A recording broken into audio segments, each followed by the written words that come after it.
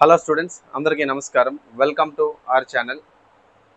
Forest jobs సంబంధించి syllabus ఏదైతే ఉందో సిలబస్లో భాగంగా మనకు ఉన్నటువంటి ఓవరాల్ సిలబస్లో one of the important topic ఏంటంటే ఆగ్రో ఫారెస్ట్రీ. ఓకేనా?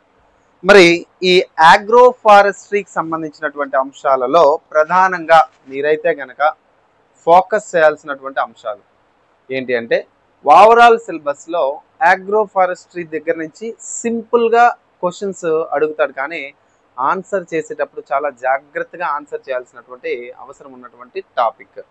మరి ఇక్కడ ఆగ్రో ఫారెస్ట్రీ అంటే ఏంటి అంటే సాధారణంగా పంట భూములు అనేటివి ఏవైతే ఉన్నాయో ఈ పంట భూముల్లో చెట్లను పెంచడమే. అర్థమైంది అనుకుంటా.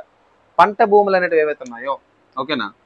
సో ఆగ్రో ఫారెస్ట్రీ అంటే ఏంటంటే ఈ పంట భూములు ఏదైతే ఉందో పంట భూమిలోనే ఏం పెంచాలి? చెట్లను పెంచాలి. ఏం పెంచాలండి? చెట్లను పెంచాలి. సరే, ఈ పంట భూముల్లో చెట్లు పెంచే కాన్సెప్ట్ ఏంటి అంటే ఈ చెట్లు అనేది ఏవైతే ఉన్నాయో వీటికి ఆర్థిక ప్రాముఖ్యత కలిగి ఉండాలి. అది ఇంపార్టెంట్. ఓకేనా?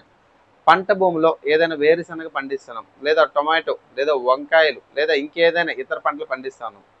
ఇలా పండించే ప్రాసెస్లో మనకి ఆర్థిక ప్రాముఖ్యతనిచ్చే చెట్లు ఏవైతే ఉన్నాయో ఆ చెట్లను పెంచడాన్ని మనం ఏమంటామంటే ఆగ్రో ఫారెస్ట్రీ అంటారు. ఇక్కడ ఆగ్రో ఫారెస్ట్రీలోనన్నా ఆగ్రో అంటే ఏంటండి? ఆగ్రో అంటే అగ్రికల్చర్. అవునా? అగ్రికల్చర్. సో అందుకే నేను వ్యవసాయం అని రాస్తాను. ఫారెస్ట్రీ అంటే అడవులను పెంచడాన్ని ఫారెస్ట్రీ అని చెప్పి అంటారు. సో మనము మానవ నిర్మితం అంటే మనమే ఈ అడవుల్ని పంట భూముల్లో క్రియేట్ చేసుకుంటాం. దేనికోసం అంట? For the economic benefit. ఏంటన్నా? For the economic benefit. So ఆర్థిక పరమైనటువంటి లబ్ధి పొందేందుకు గాను ఆగ్రో ఫారెస్ట్రీ అనేది ఉపయోగపడతా ఉంటుంది. అయితే ఇండియాలోని యాక్చువల్గా ప్రపంచ దేశాల్లో ఇండియా ఏదైతే ఉందో ఇండియాలో అత్యధికంగా ఆగ్రో ఫారెస్ట్రీ అనేది ఏదైతే ఉందో దీనికి ఎక్కువ ప్రాధాన్యత ఇస్తూ ఉన్నారు. వై ఇట్ ఈస్ సో అంటే కనుక మన భారతదేశం సువిశాలమైనటువంటి భారతదేశంలోనే అనేక వైవిధ్యాలు కలిగినటువంటి జంతువులు కానివ్వండి, చెట్లు కానివ్వండి, లేదా ఇతర జీవరాశులు అనేవి జనరల్గా మన భారతదేశం మొత్తంలో కనబడతా ఉంటాయి అన్నమాట. అయితే ఇక్కడ ఏంది? ఇక్కడ మనం గుర్తుపెట్టుకోవాల్సింది ఏంది? ఆగ్రో ఫారెస్ట్రీ అనేది ఏదైతే ఉందో అసలు డెఫినేషన్ ఏం చెప్తుంది ఫస్ట్ తెలుసుకోవాలి. అసర్స్ను, రీజను, కన్క్లూజను, స్టేట్మెంట్ లేదా పెద్ద క్వశ్చన్ ఇచ్చి ఏపీఎస్సీలో ఉన్నది అదే కదా. పెద్ద చిన్న క్వశ్చన్ ఇస్తాడు, ఎక్కువ ఆప్షన్స్ ఇస్తాడు. వాటిలన్నిటిని సాల్వ్ చేయాలి అంటే కనుక మనకి కాన్సెప్ట్ మీద అవగాహన ఉండాలన్నమాట. అయితే చూడండి, ఈ ఆగ్రో ఫారెస్ట్ అన్నాం కదా, ఈ ఆగ్రో ఫారెస్ట్రీ అని పిలుస్తున్నటువంటి పదం ఎవరు ప్రపోజ్ చేశారు? ఫస్ట్ ఎవరు ఇవ్వడం జరిగిందంటే కనుక వాస్తవానికి ఇది ఎప్పుడు ఇచ్చారు సార్ అంటే 1973 సంవత్సరం. నాన్న ఏ సంవత్సరం? 1973 సంవత్సరం. 1973 సంవత్సరంలోని జాన్ బీన్ అని పిలుస్తున్నటువంటి వ్యక్తి ప్రపోజ్ చేయడం జరిగింది. గుర్తుపెట్టుకోండి. ఎవరమ్మా? జాన్ బీన్ అని పిలుస్తున్నటువంటి ఒక శాస్త్రవేత్త, ఒక ఫారెస్టర్ కూడా మనం పిలుచుకోవచ్చు అనమాట. ఓకే, జాన్ బీన్ అని పిలుస్తున్నటువంటి వ్యక్తి ఎవరైతే ఉన్నారో ఈయన 1973లో ఆగ్రో ఫారెస్ట్రీ అని పిలుస్తున్నటువంటి ఈ పదం ఏదైతే ఉందో ఈ పదాన్ని ప్రతిపాదించడం జరిగింది. గుర్తుపెట్టుకుని ఏంటన్నా? ఈ పదాన్ని ప్రతిపాదించడం జరిగింది అనమాట. చాలా ఇంపార్టెంట్. మరి ఆగ్రో ఫారెస్ట్రీ అని చెప్పి మనం పిలుస్తున్నాం కదా ఈ పదము. ఈ ఆగ్రో ఫారెస్ట్రీ అని పిలుస్తున్న పదానికి మరొక పేరు ఏదైనా ఉందా సార్ అంటే అదేంటంటే ఆగ్రో సిల్వికల్చర్ అని చెప్పి మనం పిలుస్తాం. ఏమని పిలుస్తామండి? ఆగ్రో సిల్వికల్చర్ అంటారు. ఆగ్రో సిల్వికల్చర్ కి మరొక పేరు ఏంటి అంటే ఫారెస్ట్ ఫార్మింగ్ అని చెప్పి మనం పిలుస్తామండి. ఏమని పిలుస్తామండి? ఆగ్రో సిల్వికల్చర్ కు ఉన్నట్టు మరొక పేరు ఏంటి? ఫారెస్ట్ ఫార్మింగ్ అని చెప్పి మనం పిలుస్తాం. ఫారెస్ట్ అంటే ఏంటి? అడవులు. ఓకేనా? ఆగ్రో ఫారెస్ట్రీకి ఉన్నటువంటి ఇంకో పేరు ఏంటంటే ఆగ్రో అంటే ఫార్మింగ్ అంటే పెంచడం. ఓకేనా? సో అడవులు పెంచడంగానే మనం భావించాలన్నమాట. అంటే ఇప్పుడు సువిశాలమైనటువంటి భారతదేశంలో అనేక రకాలుగా అనేక వేల లక్షల కిలోమీటర్ల విస్తీర్ణం కలిగిన అడవులు ఉన్నప్పటికీ మనం ప్రెసెంట్ వీటిని కూడా ఎంకరేజ్ చేస్తున్నాం. ఎందుకంటే ఇక్కడ పెరుగుతున్నటువంటి రద్దీ అంటే అర్బనైజేషన్ అంటే పట్టణీకరణం జరగడం ద్వారా కన్స్ట్రక్షన్స్ నూతన ఈ టెక్నాలజీస్ ఏవైతే ఉన్నాయో టెక్నాలజీస్కి అనుకూలంగా ఈ ఉన్నటువంటి ప్యాచెస్ ఆఫ్ ల్యాండ్ ఏదైతే ఉందో దీన్ని అంతటినీ కూడా కట్ చేసేసి ల్యాండ్లో ఉన్న చెట్లన్నీ కట్ చేసేసి కొత్తగా ఈ డెవలప్మెంట్ పేరుతో ఉన్నటువంటి అడవులు నరికివేయడం జరుగుతుంది. ఫర్ ఎగ్జాంపుల్ ఇక్కడ మనకి తీసుకుంటే విశాఖపట్నం దగ్గర నుంచి రాయపూర్ దాకా నేషనల్ ఎక్స్‌ప్రెస్ హైవే వచ్చింది. Greenfield highway. ఈ గ్రీన్‌ఫీల్డ్ హైవే యొక్క పర్పస్ ఏందంటే, విశాఖపట్నం నుంచి వచ్చినటువంటి ఏదైతే ఈ రవాణా చేయడానికి ఉన్నటువంటి సరుకు, ముడి సరుకులు ఏవైతే ఉన్నాయో, ముడి పదార్థాలు, ఓర్లు ఇవన్నీ గూడా మనకి కొంత టైంని సేవ్ చేయడానికి. ఇప్పుడు రాయపూర్ దాకా పోవాలంటే ఒడిస్సా పైన పోవాలన్నమాట. అలా కాకుండా ఇక్కడ ఎక్స్‌ప్రెస్ హైవే ద్వారా వెళ్ళాలి కాబట్టి ఒక 5-6 గంటల జర్నీ తగ్గుతుంది. అదేవిధంగా డిస్టెన్స్ కూడా 100 కిలోమీటర్లు తగ్గుతుందనే ఉద్దేశంతోనే ఎక్స్‌ప్రెస్ హైవే ఎకనామిక్ కారిడార్‌గా రూపొందించడం కోసం ఏందంటే దీన్ని ప్రతిపాదించడం జరిగింది. అయితే దీని యొక్క ప్రతిపాదనలోని ప్రధానంగా మనకి భారతదేశంలోని ఆంధ్రప్రదేశ్‌లో విశాఖపట్నం జిల్లాకు ఆనుకుని ఉన్నటువంటి అరకు అని పిలుస్తున్నటువంటి ప్రాంతం. ఇది పూర్తి స్థాయిలో గిరిజన ప్రాంతం. ఈ అరకు అని పిలుస్తున్న ప్రాంతం పూర్తి స్థాయిలో అటవీ విస్తీర్ణం కలిగినటువంటిది మనం చెప్పొచ్చు. మరి ఇలాంటి ప్రాంతంలోనే ఇంపార్టెంట్ ఔషధ గుణాలు కలిగినటువంటి అత్యాధునిక వైద్యంలో కూడా ఉపయోగిస్తున్నటువంటి ఔషధ గుణాలు కలిగిన మొక్కలు, అదేవిధంగా మరింత ప్రాముఖ్యత కలిగినటువంటి అడవులు, ఇంకా ప్రాముఖ్యత కలిగినటువంటి కొన్ని జీవరాశులు. ఈ చెట్లన్నిటిని కూడా చెట్లన్నీ నరికేసి రోడ్డు వేయడం కోసం చాలా విస్తీర్ణం అంటే యూజువల్‌గా ఒక్కొక్క ఫార్మర్ 1, 2 ఎకరాలు విడిచిపెట్టుకోవాల్సిన పరిస్థితి వచ్చిందనమాట. అంటే డెవలప్‌మెంట్ పేరుతో అడవులు నరికివేస్తున్నాము. వాటిని మనం రికవర్ చేయడానికి మళ్ళీ రీస్టోర్ చేసుకోవడానికి మళ్ళీ అభివృద్ధి అని కాదు గానీ నేచర్‌లో జీవ వైవిధ్యం అనేది అభివృద్ధి చెందాలనే ఉద్దేశంతో ఏం చేస్తున్నామంటే దాన్ని మళ్ళీ రీకన్‌స్ట్రక్ట్ చేసుకుంటున్నాం అనమాట. అర్థమైందా? మళ్ళీ రీకన్‌స్ట్రక్ట్ చేస్తా ఉన్నాం. అంటే రీకన్‌స్ట్రక్షన్ ఎలా జరుగుతుందండి? త్రూ ఆగ్రోఫారెస్ట్రీ ద్వారా మాత్రమే జరుగుతుంది. అంటే పంట భూముల్లో వ్యవసాయాన్ని క్రియేట్ చేసుకోవటమే. ఓకేనా? రైట్. మరి ఇక్కడ ఈ ఏదైతే ఆగ్రోఫారెస్ట్ దీనికి ఉన్నటువంటి మరొక పేరు ఏంటి సార్ అంటే ల్యాండ్ మేనేజ్మెంట్ సిస్టమ్‌గా మనం పరిగణిస్తాం. ఇవన్నీ కూడా ఇంపార్టెంట్ పాయింట్స్ నోట్ చేసుకోండి.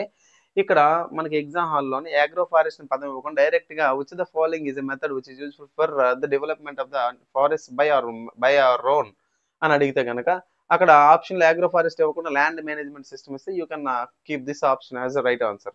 అర్థమైందా? అది ఇంపార్టెంట్.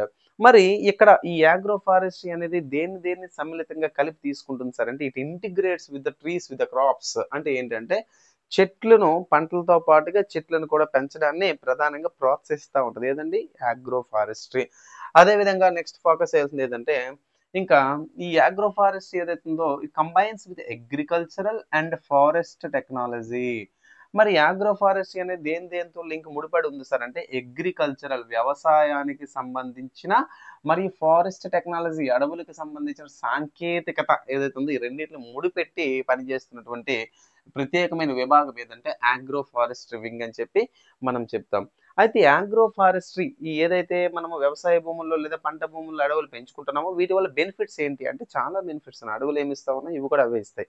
కానీ ప్రధానంగా ఏవో కొన్ని బెనిఫిట్స్ మాట్లాడుకుందాం. బెనిఫిట్స్ ఏంటి సార్ అంటే ఆగ్రోఫారెస్ట్రీ ప్రొడ్యూస్ ఇవేమి ఉత్పత్తి చేస్తాయండి? వుడ్ కలప అంటే మీరు టింబర్ కలపనిస్తాయి, చెక్కలనిస్తాయి, అదే నట్స్ గింజలనిస్తాయి. ఎడిబుల్ ప్లాంట్స్ అంటే ఔషధ గుణాలు కలిగినటువంటి ఓకేనా తినగలిగే తత్వం ఉన్నటువంటి మొక్కలు కూడా మనకి ఇస్తూ ఉంటాయి. అంటే అనేక రకాల లాభాలు ఉన్నాయి. ప్రధానంగా ఇవి మనం తీసుకోవడం జరిగింది. అయితే ఇక్కడ మనకి చాలా ఇంపార్టెంట్ గుర్తుపెట్టుకొస్తుంది ఏంటి అంటే ఆగ్రోఫారెస్ట్రీ యొక్క ప్రధాన ఉద్దేశం ఏంటి? అదొకటే. ఓకేనా? ఆగ్రోఫారెస్ట్రీ యొక్క వ్యవసాయంలోనే వ్యవసాయం చేస్తున్న భూముల్లోనే పంట భూముల్లోనే అడవులు పెంచడం యొక్క దీని యొక్క పర్పస్ ఏంటి సార్ అంటే ఇది ఇంపార్టెంట్. ఏంటంటే సుస్థిర వ్యవసాయం అనేది ప్రధానమైనటువంటి మోటోగా మనం తీసుకుంటాం. దాన్ని సస్టైనబుల్ అగ్రికల్చర్ అని చెప్పి మనం పిలుస్తాము. సో సుస్థిర వ్యవసాయం ఓకేనా? సో జాగ్రత్తగా వినండి. దీని యొక్క ప్రధాన ఉద్దేశం ఏంది సార్ అంటే సుస్థిర వ్యవసాయం అంటే ఏంటి? మనకి కావాల్సినటువంటి ఉత్పత్తులను మనమే తయారు చేసుకుంటూ అంటే ఈ మొక్కల ద్వారా మనం పొందుతూ ఫ్యూచర్ జనరేషన్స్‌కి తర్వాత రాబోయే తరాలకు కూడా మరికొంత ఫలాలను అందించేలాగా మనం తయారు చేసుకోవడమే ఇక్కడ ఉన్నటువంటి ఆగ్రోఫారెస్ట్రీ యొక్క ప్రధానమైనటువంటి మోటో. అయితే ఈ ఆగ్రోఫారెస్ట్రీ అని పిలుస్తున్నటువంటి కాన్సెప్ట్ ఎప్పటి నుంచి ఉంది సార్ మనకి ప్రపంచ చరిత్రలో అంటే దాదాపుగా 20వ శతాబ్దం దగ్గర నుంచి ఈ కాన్సెప్ట్ అనేది మనకి ఉండడం జరిగింది. ఎప్పటి నుంచి నాన్న? 20వ శతాబ్దం దగ్గర నుంచి ఈ ఆగ్రోఫారెస్ట్రీ అని పిలుస్తున్నటువంటి కాన్సెప్ట్ ఏదైతే ఉందో మనకి ఎప్పటి నుంచో ఉండడం జరిగిందనమాట. మరి ఇక్కడ ఇంపార్టెంట్ ఏంటి అంటే మనకు అడుగుతాడు which the following is a feature of agroforestry. ఈ క్రింది వానిలో ఆగ్రోఫారెస్ట్రీ యొక్క ప్రధాన లక్ష్యం లేదా లక్షణాలు ఏంటి అంటే లేదా లక్షణాలను గుర్తించండి అంటే కనుక అప్పుడు నేను చెప్తా ఇక్కడ ఏంటంటే మోర్ దాన్ వన్ క్రాప్ అంటే మనకి ఇక్కడ ఆగ్రో ఫారెస్ట్రీలో ఏమవుతుందంటే మనకి ఉన్నదానికన్నా ఎక్కువ పంటలు మనం పండించవచ్చు. అంటే ఒక ప్యాచ్ ఆఫ్ ల్యాండ్ చిన్న ప్లేస్ తీసుకున్నాం అనుకోండి. ఇది ఒక ప్లేస్ తీసుకుంటే ఈ ప్లేస్‌లో ఒకటి లేదా అంతకన్నా ఎక్కువ పంటలు మనం పండిస్తూ దాంట్లో మళ్ళీ చెట్లు పెంచుకోవచ్చు అనమాట. So more than one crop ఎక్కువ పంటలు మనం పండించే అవకాశం ఉంటుందన్నమాట. ఇది ఒక ప్రధానమైన లక్షణం. మరి అదే విధంగా మల్టిపుల్ అవుట్‌పుట్స్ కూడా వస్తాయి. అంటే అనేక రకాల లబ్ధులు మనం పొందుతా ఉంటాయి. ఎగ్జాంపుల్ మనకు కావాల్సిన ఆహారం దొరుకుతుంది అగ్రో ఫారెస్ట్ ద్వారా. ఫోడర్ పశుగ్రాసం దొరుకుతుంది. పశువులు తినడానికి కావాల్సిన గడ్డి, లేకపోతే మొక్కలకు సంబంధించినటువంటి ఇతర భాగాలు. ఫ్యూయల్ అంటే మనకి ఇంధనం. ఇంధనం అంటే తెలుసు కదా! వంట చెరుకు. అంటే ఈ కర్రలు, చెక్కలు ఏవైతే ఉన్నాయో వంట చెరుకు ఉపయోగించుకోవచ్చు. టింబర్ కలప కూడా మనకు లభిస్తా ఉంటదన్నమాట. కలప ఓకేనా. అయితే ఇక్కడ ఇంపార్టెంట్ చాలా లక్షణాలుంటాయి. ఆప్షన్‌లు ఇచ్చేటప్పుడు ఈ క్రింది వానిలో అగ్రో ఫారెస్ట్ యొక్క లక్షణం ఏంటి అంటే ఈ 4 మీకు కనబడాలి. Food, fodder, fuel, timber. మనకి ఎలాగైతే కూడు, గూడు, గుడ్డ అని ఎట్లా అంటామో ఇట్లా అన్నమాట. ఓకేనా. మరి అదే విధంగా మరి ఈ అగ్రో ఫారెస్ట్రీ ఇది పంట పొలాల్లో ఈ అడవులను క్రియేట్ చేయడం వల్ల లాభాలుగా మనం తీసుకునేవి ఉంటాయి. మైక్రో క్లైమేట్ అంటే మనము సూక్ష్మ వాతావరణాన్ని క్రియేట్ చేసుకోవచ్చు. సూక్ష్మ శీతోష్ణ స్థితిని మనం తయారు చేసుకోవచ్చు. ఎట్లా సార్ అంటే ఒక ప్లేస్‌లోని ఓకేనా. ఫర్ ఎగ్జాంపుల్ తెలంగాణలో సూర్యాపేట జిల్లాలో ఒక ఫార్మర్ దాదాపుగా తనది ఒక 80 ఎకరాల దాకా ఈ పక్షుల కోసం విడిచిపెట్టడం జరిగిందనమాట. ఓకేనా. ఎందుకు విడిచిపెట్టడం జరిగింది? ప్రకృతి ప్రేమికుడనమాట ఆయన. అర్థమైందా? అయితే నేనేమంటానంటే ఇట్లా ఆయన ఎవరైతే ఉన్నారో ఆయన ప్రకృతి ప్రేమించడం ద్వారా ఏందంటే అతను ఏం చేసిండంటే ఒక చిన్నపాటి అడవిని క్రియేట్ చేసుకున్నాడు. అక్కడ అట్మాస్ఫియర్ అంత ఎన్వైరన్మెంట్ అంతా బాగుంది. అలాగే మనకి అగ్రో ఫారెస్ట్ ద్వారా ఏంటి మైక్రో క్లైమేట్ ఒక ప్రాంతంలో ఉన్నటువంటి సూక్ష్మ శీతోష్ణ స్థితి అనేది పూర్తి స్థాయిలో అభివృద్ధి చెందుతుంది. అయితే ఇవి అంటే ఉపయోగాలు కాదు. ఇవేంటి అండి? అగ్రో ఫారెస్ట్ యొక్క లక్షణాలు. ఇప్పుడు అగ్రో ఫారెస్ట్ యొక్క ఉపయోగాలు మాట్లాడుకుందాం. ఉపయోగాలు మాట్లాడుకుంటే ఏంటంటే అడవుల మీద పీడనం తగ్గుతుంది.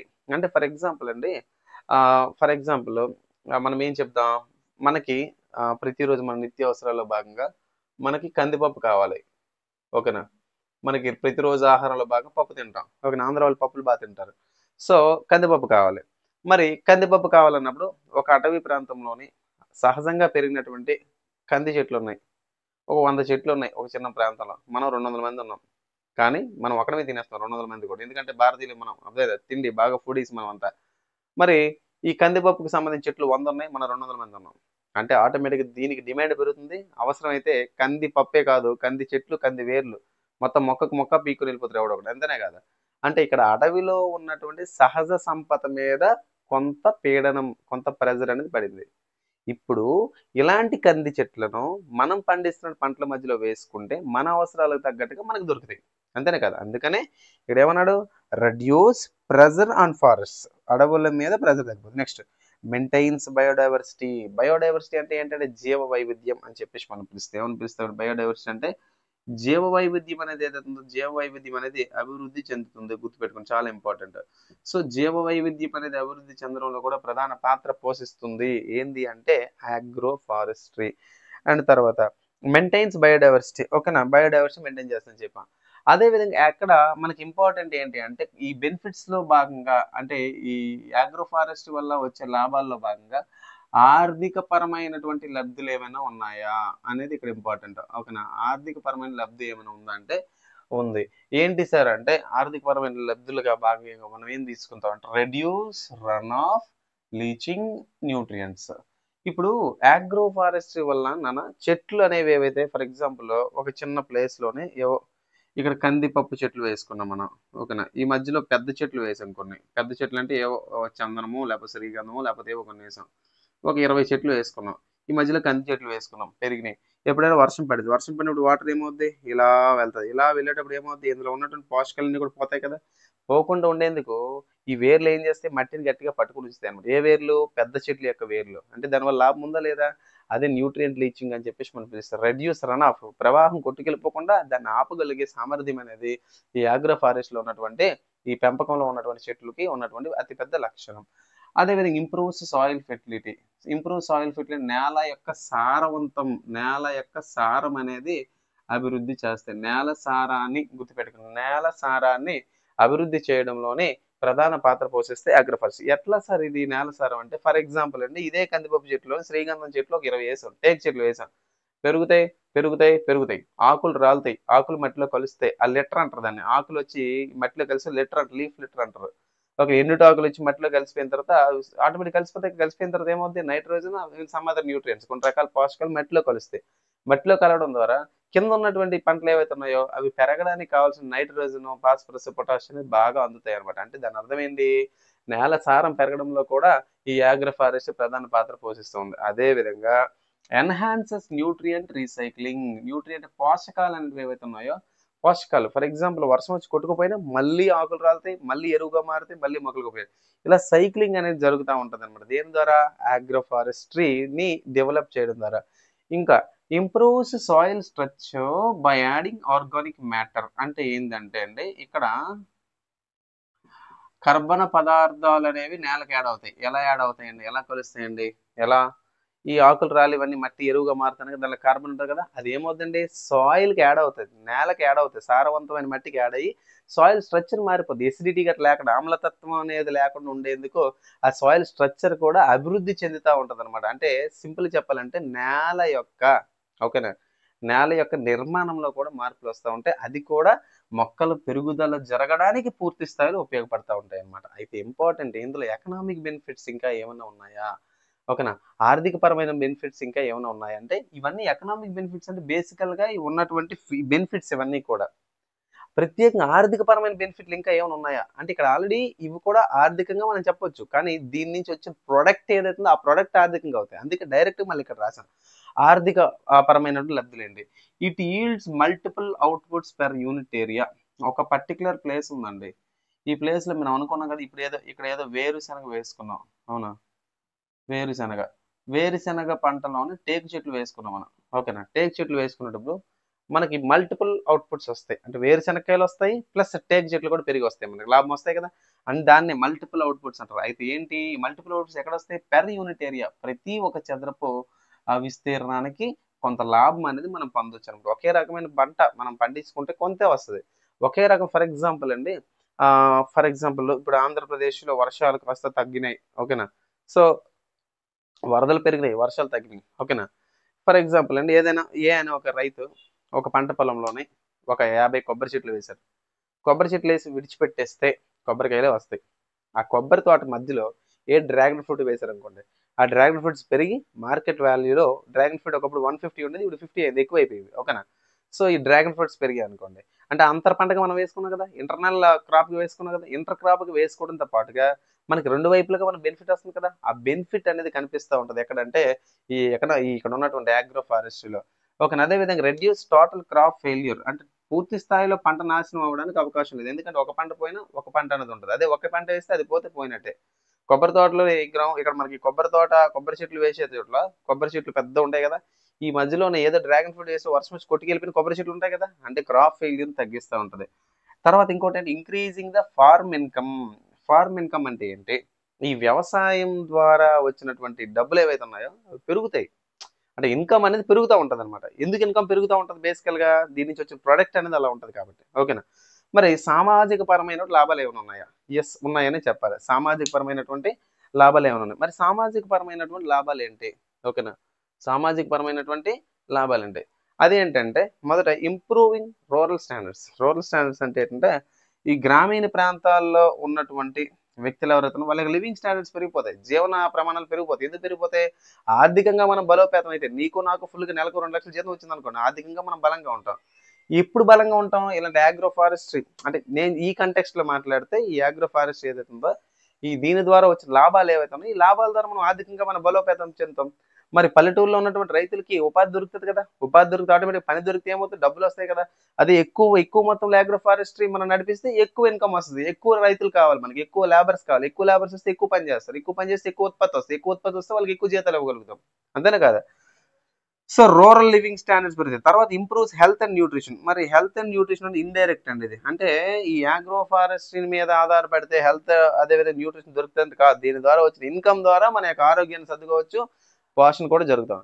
తర్వాత ఎంప్లాయ్మెంట్ జనరేషన్ జరుగుతుంది. ఫర్ ఎగ్జాంపుల్ మనమే ఒక 5 ఎకరాల్లో ఈ ఈ ఆగ్రో ఫారెస్ట్రీ బేస్డ్ క్రాప్స్ అని మనం పండిస్తే కొంతమందికి మనం ఎంప్లాయ్మెంట్ అనేది ఇచ్చేది కూడా అవుతుంది. తర్వాత ఎక్స్టెండింగ్ క్లీన్ ఎన్వైరన్మెంట్ అంటే ఏంటంటే, ఈ పర్యావరణంలో ఉన్నటువంటి ఏవైతే క్లీన్ గా అంటే పర్యావరణంలో ఈ రాలిన ఊడిన ఆకులన్నీ కూడా మట్టిలో కలిసిపోయి అదే విధంగా వాతావరణం ఏదైతే పర్యావరణం అంతా కూడా క్లీన్ గా ఉండడానికి అదేవిధంగా అనేక రకాల జీవరాశులు కూడా ఆధారపడతాయి కదా, చేమలు, పాములు, కప్పలు, ఉడుతలు, లేకపోతే ఇతర ఇతర పక్షులు అనేవి ఆధారపడుతూ ఉంటాయి కదా.